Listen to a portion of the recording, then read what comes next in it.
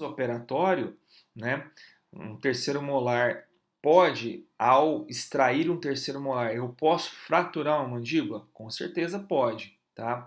Isso é uma coisa que a gente tem que considerar também. Olha esse paciente aqui. Esse paciente, ele chegou dessa seguinte forma pra gente, ó, pra mim.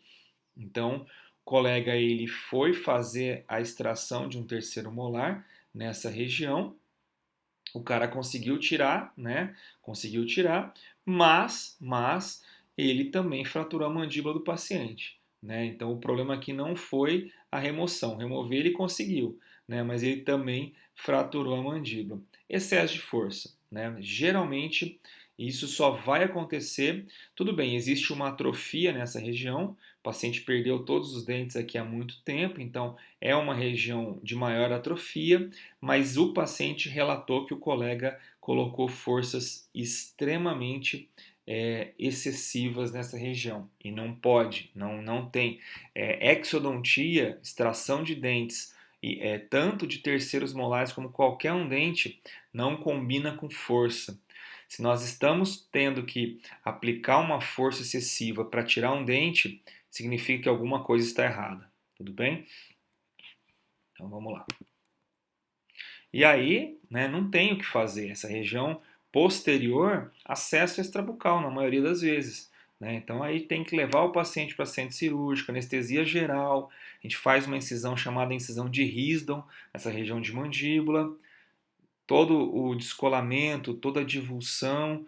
Eventualmente a gente acaba por encontrar estruturas anatômicas importantes, né? Ó, nesse caso, a artéria facial estava aqui nessa região, então a gente tem que divulsionar com muito cuidado para não romper ela, porque ela passa bem nessa região, né? Ó.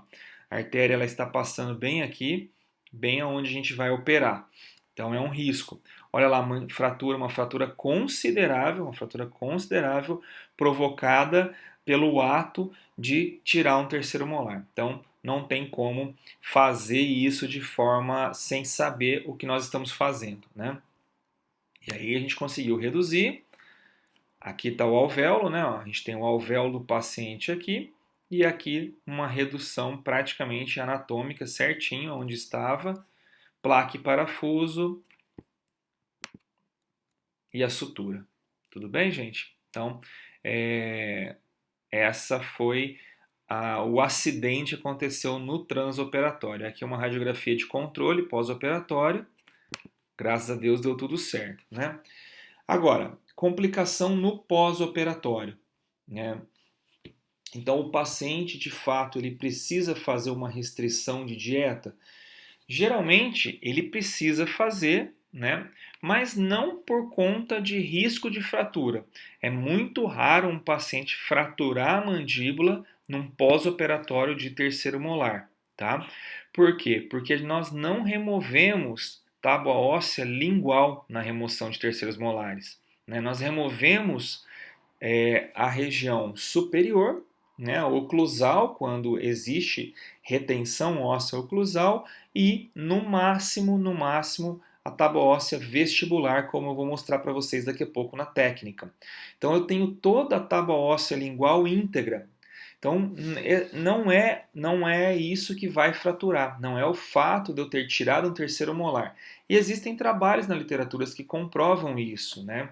Então esse trabalho aqui ele mostrou se a força de mastigação pode ou não fraturar uma mandíbula no pós-operatório. E eles chegam na conclusão que não, a mastigação não afetou, né, uma fratura, não levou a uma fratura mandibular num período de pós-operatório de remoção de dentes retidos, ok? Então, assim, a gente pede para o paciente ter uma dieta mais líquida, mais pastosa no pós-operatório, mas por conta, né, mais por conta de não romper o ponto, mais por conta de que ele vai estar operado, ele mesmo não vai conseguir mastigar coisas extremamente consistentes. Mas não é que vai fraturar, então com relação a isso vocês podem ficar tranquilos. Se a técnica foi bem executada, nós não temos riscos de fratura por mastigação. Tudo bem?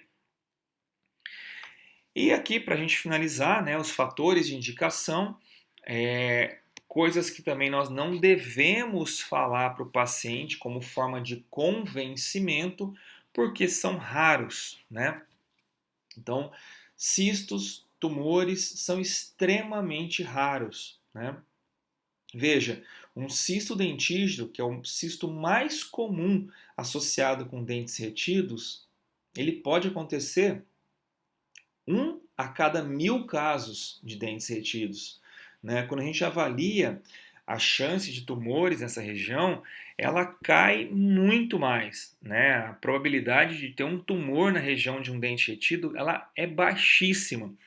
Então isso, na realidade, nós não devemos utilizar como convencimento. Então eu já vi colegas falar também para o paciente, olha, eu acho melhor você tirar esse terceiro molar aí que está retido, porque nessa região pode ter um cisto, inclusive pode ter um tumor, você pode ter um câncer nessa região. Não é, não é. Pode, não é que não pode, mas é muito raro. Então eu não devo utilizar isso como convencimento, que eu vou criar ali, vou colocar ali no paciente uma neura, né? Uma preocupação, que aí se ele for na literatura, que eu digo literatura leiga, né? Se ele for no Google mesmo, ele vai ver que a chance é baixíssima. Então nós não podemos enganar os nossos pacientes, porque hoje o acesso à informação ele está muito alto. Então eu devo usar aqueles outros fatores como convencimento, que é a pericordarite, que é a cárie, que é a doença periodontal. Isso sim eu posso usar, né? Se o paciente sofre impactos na região do rosto, inclusive eu posso usar como convencimento a fratura, né? Eu posso usar até a fratura, né? Porque isso tem uma chance grande de acontecer em pacientes que sofrem impacto, né? Agora, esses fatores, cistos e tumores, são extremamente raros, então eu não devo usar. Se o paciente me perguntar se pode acontecer, pode. Eu vou falar para ele que pode sim, mas que é extremamente raro, né? Que ele não deve pensar nisso como fator, e sim os outros que são extremamente importantes. Ok, gente? Aqui vocês já tiveram, né? Aqui vocês já tiveram, então eu não vou ficar perdendo muito tempo, não, tá? Vou passar bem rápido, que é o sistema de classificação, né? Então nós temos vários na literatura, segundo o livro do Peterson, nós temos todos esses fatores aqui, todos esses sistemas, com relação à angulação, borda anterior do ramo, plano oclusal, morfologia, tamanho do folículo, densidade, contato com o segundo molar, relação com o nervo alveolar, natureza do tecido de revestimento. Então, tudo isso existe como classificação. Quais que nós usamos, né? Rotineiramente, que vocês já devem ter tido. Angulação é um sistema de classificação bem interessante e um outro que reúne a relação com a borda anterior do ramo mandibular e o plano oclusal, tá? Então, bem rapidamente. A classificação de Winter, vocês já tiveram isso, mas ela é baseada na angulação, né? A angulação do terceiro molar em relação ao longo eixo do segundo.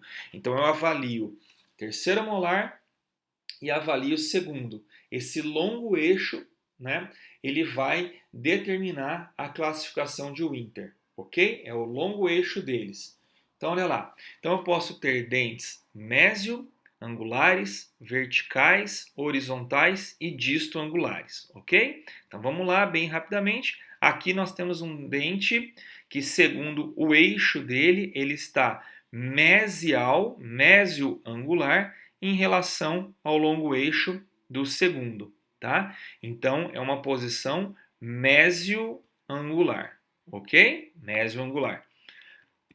Vertical é um dente que está com seu longo eixo vertical em relação ao segundo. Está paralelo, né? Ó, o segundo está aqui, o eixo do terceiro está aqui. Então é uma posição vertical. Horizontal, né? É quando o longo eixo do meu terceiro está na vertical, na horizontal, desculpem, em relação ao longo eixo do segundo. Ou ele está formando um ângulo de 90 graus, ó, de 90 graus com o longo eixo do segundo. Então ele está horizontal, horizontal, ok? E distal, né, ou disto angular, o longo eixo do meu terceiro molar, ele está paradistal em relação ao longo eixo do meu segundo. Então eu falo que ele está disto-angulado, ok? Bem tranquilo, né? A de Pell e Gregory, ele reúne, essa classificação vai reunir dois fatores, né? Tem duas vertentes, assim. Então eu classifico em classe 1, 2 e 3 e A, B e C e reúno essas duas. Então olha só, com relação a 1, 2 e 3, eu avalio a borda anterior do ramo da mandíbula. E a classificação com relação a B, C, eu analiso o plano oclusal do terceiro molar em relação ao plano oclusal do meu segundo. Como é que fica então? Fica assim, ó. Se eu tenho um terceiro molar onde eu não tenho nada do meu ramo recobrindo ele, ou seja, esse terceiro molar está anterior ao meu ramo, é classe 1 de Pell e Gregory, tá? Se eu tenho o meu terceiro molar parcialmente recobrindo, o ramo parcialmente recobrindo o meu terceiro molar, eu tenho uma classe 2. E aquele caso onde o ramo está cobrindo completamente o meu terceiro molar, é uma classe 3. Tudo bem? Com relação ao plano oclusal, se eu tenho o meu terceiro molar no mesmo plano oclusal do meu segundo, terceiro, mesmo plano oclusal, classe A. Se eu tenho o meu terceiro molar abaixo do plano oclusal, mas não abaixo da linha cervical ainda, ó, ele está entre o plano oclusal do segundo e a linha cervical do segundo, classe B. Se eu tenho o meu terceiro molar abaixo da linha cervical do meu segundo, eu tenho uma C de Pell e Gregory. Tudo bem? Bem tranquilo isso, já tiveram isso inclusive, né? Algumas modificações, né? No caso da classificação de Pell e Gregory, como nós não temos ramo na mandíbula, né?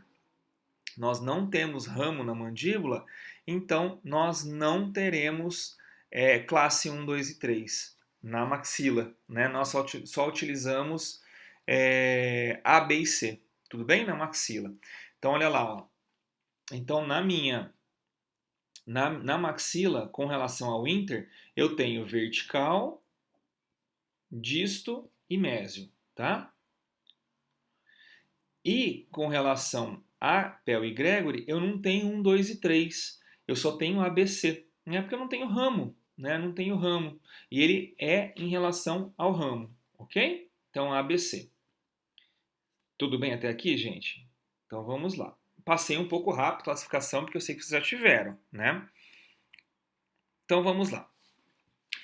Agora, nós vamos focar no planejamento cirúrgico desses dentes, técnica cirúrgica mesmo, ok? Então, vamos lá.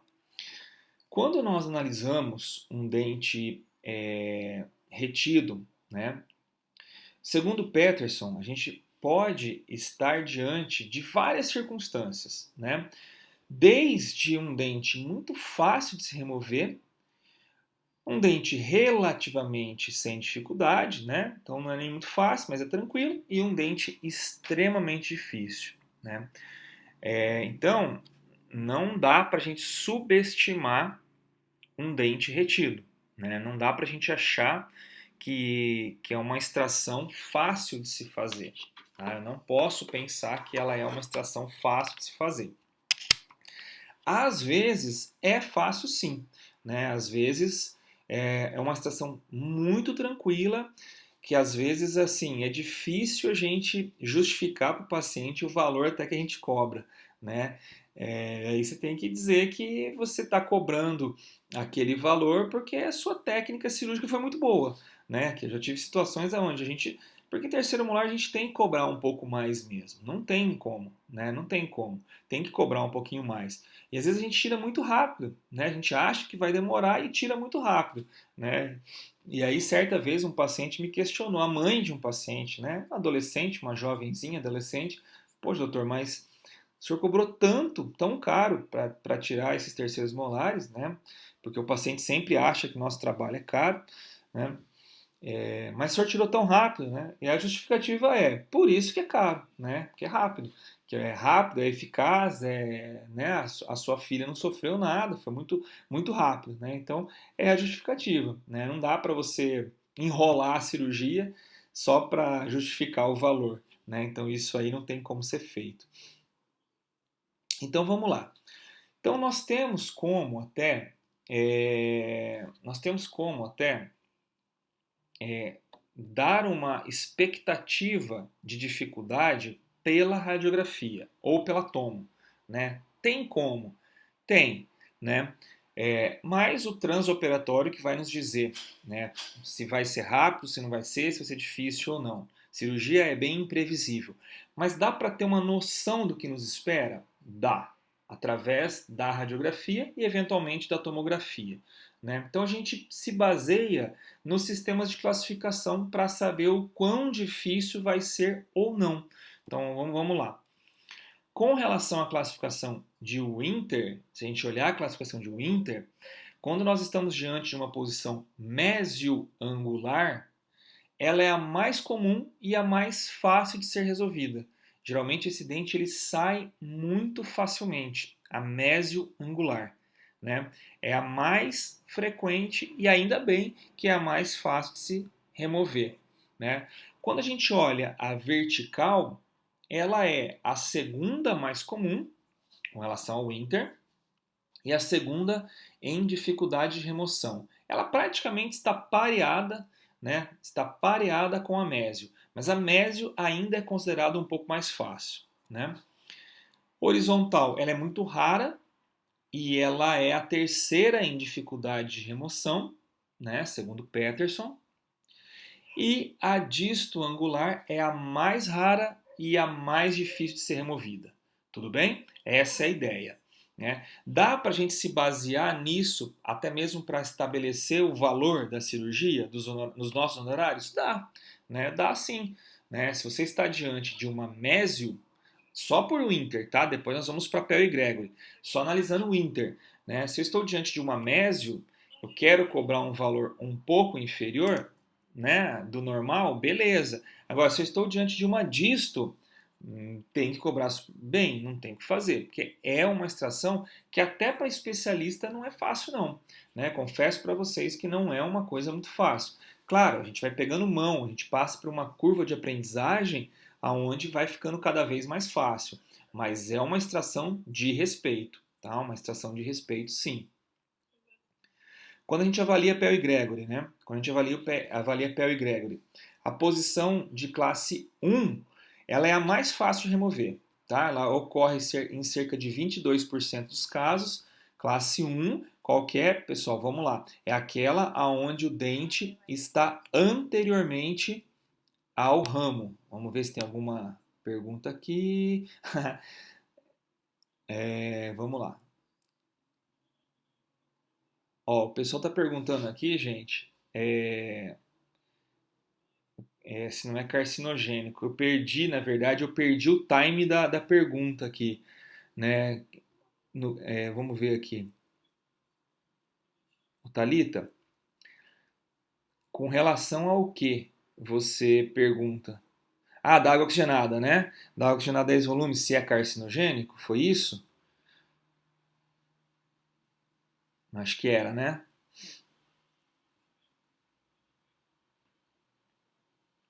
A Thalita fez uma pergunta aqui, gente, se é carcinogênico. Sim, ela confirmou aqui, sim.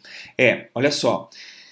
Se a gente usar por um período curto, né, 10 volumes curto, que vai ser ali durante durante a fase de consultório ali, você fazendo em um período muito curto, não é carcinogênico, tá? Não vai ter o poder de causar um carcinoma, ok? Por um período curto. Né? Os estudos que apontam são estudos de uso muito longo, né? Mas, pelo sim, pelo não, a gente pode então usar no consultório, né, para que o paciente fique mais tranquilo, que o paciente ele tem uma tendência de tudo procurar no Google, né? Então pode usar no consultório, a água oxigenada para fazer uma irrigação local, onde você vai sugar, onde você vai ter um controle muito maior ali, e prescrever Periogard, por exemplo, clorexidina, para que ele faça em casa a irrigação, o bochecho. Tudo bem? Pode ser sim. Agora, por esse período tão curto, não vai ter poder nenhum de fazer um carcinoma, não. Tudo bem? Então, olha só, vamos voltar aqui no grau de dificuldade, né, gente? Posição classe 1, muito fácil de remover, né? Por que é muito fácil? Porque eu não tenho osso sobre esse dente. Eu não tenho osso do ramo sobre esse dente. Então, é fácil. A posição de classe 2, ela acontece muito, ó, 72% dos casos. E tem um grau intermediário. Por quê? Porque eu tenho osso por cima desse dente. Então eu vou precisar remover esse osso. Então é um grau intermediário.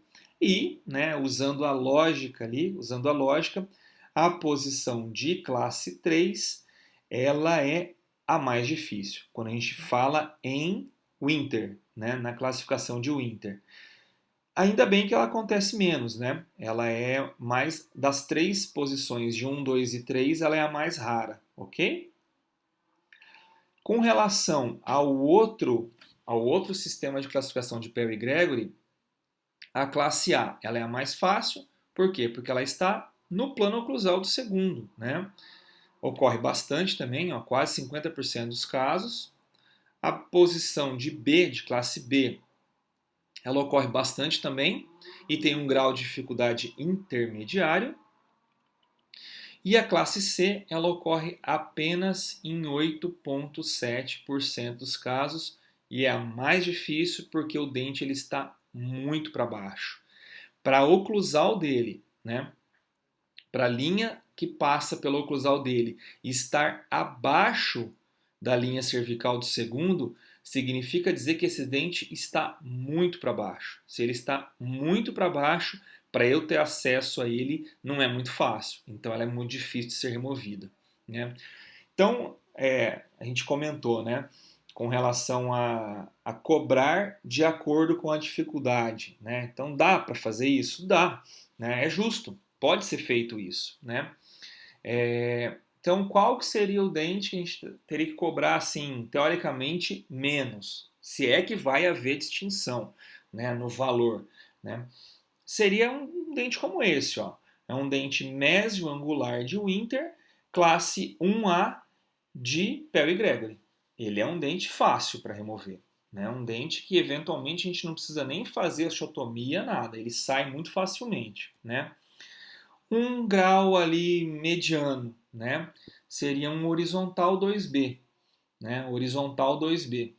Horizontal de Winter, 2B de Perry Gregory. E aquele que é extremamente difícil, que tem que cobrar muito bem, que é os que normalmente chega para mim, né? Chega para o bucomaxilo, geralmente só chega dente difícil para fazer, porque para alguém me indicar é porque é muito difícil, né? Os outros, os colegas acabam por fazer, né? A maioria dos colegas, exceto quando, né? Só faço ortodontia, não quero fazer cirurgia, aí me encaminha também dentes fáceis. Mas geralmente o clínico, geralmente aquele que fez uma cirurgia oral menor ali durante a graduação ou depois da graduação, eles me encaminham muitos pacientes. Só que só encaminham esses aqui, porque os outros eles fazem, né? É o disto angular de Winter e o classe 3C de Perry Gregory. Esse aqui é difícil, tá? Sinceramente, esse aqui é extremamente difícil. Confesso para vocês que eu prefiro fazer uma cirurgia ortognática em questão de dificuldade do que fazer um dente terceiro molar desse, tá? Porque ele é muito difícil mesmo. Quando a gente fala dos terceiros molares superiores com relação à dificuldade de extração, né? Nós temos ali que o vertical ele é o mais comum, olha só que interessante, e ele é fácil para fazer, né? O disto angular, ele ocorre em 25% dos casos, mas ele é fácil. Aqui mudou. Olha que interessante, né? A gente tem que pensar que aqui mudou. Por que que ele é fácil, gente? Porque eu não tenho nada aqui para trás. Eu não tenho ramo, né? Não tenho ramo. O tuber, ele vem aqui, a estrutura anatômica mais próxima é o processo pterigóide aqui, ó. São as placas do osso pterigóide que formam o processo, mas não bate, né? Eles estão tá muito longe. Então esse dente disto angular no superior, ele é muito fácil, né? Ele chega a ser mais fácil às vezes que o próprio vertical. Agora, inversamente ao inferior, o mésio é difícil, porque ele bate aqui no segundo e ele é de muito difícil acesso, ok? Então eu tenho que ajustar a minha dificuldade de extração quando a gente pensa no superior. Não é a mesma lógica, tá? Não é a mesma lógica.